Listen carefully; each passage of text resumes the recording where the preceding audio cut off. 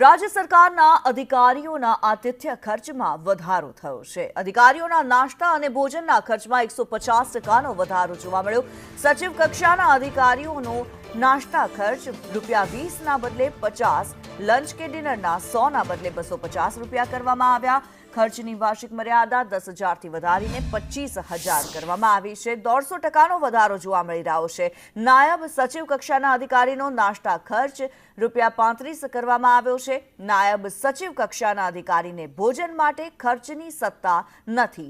Additional commissioner કક્ષા માટે વાર્ષિક ખર્ચ મર્યાદા 12,500, જ્યારે કલેક્ટર અને ડીડીઓ માટે નાસ્તા ખર્ચ 15થી વધારી ₹35 કરવામાં આવ્યો। કલેક્ટર અને ડીડીઓ માટે લંચ કે ડિનરનો ખર્ચ ₹75થી વધારી ₹180 કરવામાં આવ્યો છે।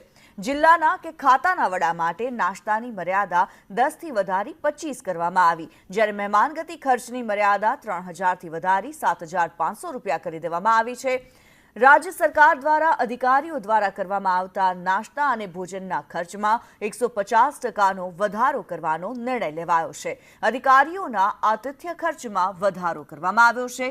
સરકારના સચિવ કક્ષાના અધિકારીઓની નાસ્તા માટે વ્યક્તિગત ₹20ની જગ્યાએ ₹50 વધારો કરવામાં આવ્યો છે। બપોરનું કે રાતનું ભોજન હોય વ્યક્તિગત ₹100ની જગ્યાએ ₹250 કરવામાં આવ્યા છે, જે વિગતો સામે આવી રહી છે।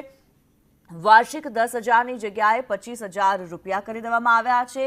150%નો વધારો જોવા મળી રહ્યો છે। સચિવ કક્ષાના અધિકારીઓ દ્વારાનો જે આતિથ્ય ખર્ચ રહેતો હોય છે તેમાં 150%નો વધારો કરવામાં આવ્યો છે।